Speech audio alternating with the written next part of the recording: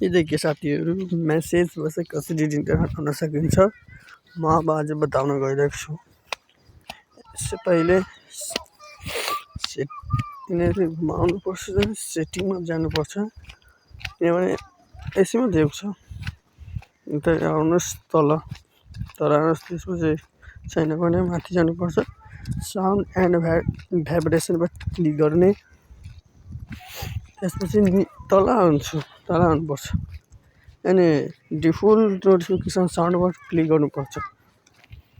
देखिए मलाई कितना रिङटोन छ, देखिए एपट्टि भी बजेगा अहिले मैले साउन्ड छैन मलाई।